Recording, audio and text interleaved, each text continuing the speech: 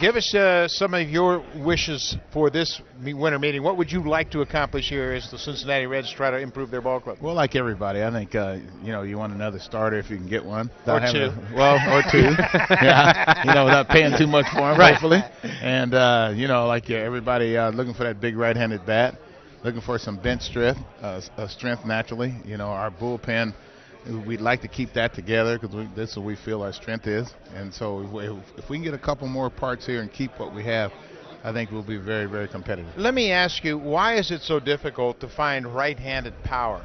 Back in the day, it was difficult to find left-handed power. Yeah. And it seems like I think probably more parents or more people are allowing their kids to be left-handed, where back in the day, you didn't want your kids being left-handed. So now there's a lot more left-handed power and a lot less right-handed power. So we're looking for it. The two things that are probably hardest to find are right-handed power hit and run producers and a qualified and capable leadoff man. Let me ask you about, everybody talks about the economy in the market. We're here at winter meetings. You hear about that from a general manager standpoint. As a manager of a team that sits there and watch some of these clubs spend eons of dollars, and you know that you have to stay a little bit closer to the belt, is there any effect that dwindles down into the clubhouse of that from an organizational standpoint? Well, I don't think so, because if you had the resources that a lot of other clubs have, these guys wouldn't be here. so I think these guys are happy at the opportunity, right. The fact that you don't have these resources, you know what I mean? Right. And so, I think it's a tremendous challenge. There's nothing that you can really do about the difference in finances between the clubs. I mean, basically, it's always been like that. It's challenging, but we have to raise our players, and it's a little bit longer road. And hopefully, our fans will be patient with that than have an immediate success. Mm-hmm. And see, the thing that we're about. We're about lasting excellence and quality. Try to build this thing.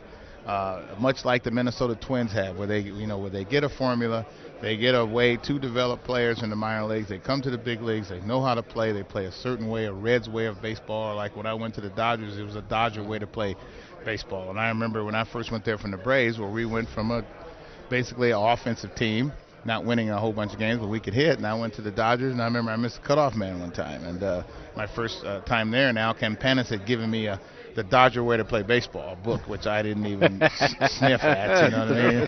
Threw it in the closet, and then all of a sudden I missed the cutoff man, and then Davey Lopes is in my face, and Joe Ferguson, and Ron Say, and Steve Garvey, and after a while the whole team's in my face. I'm like, you don't tell me how to do wrong. No, you don't tell me how to play. Where's that darn book? And that's what happened that night. I went home and I found that book, and I read it in the closet, and didn't want nobody to know I read that book.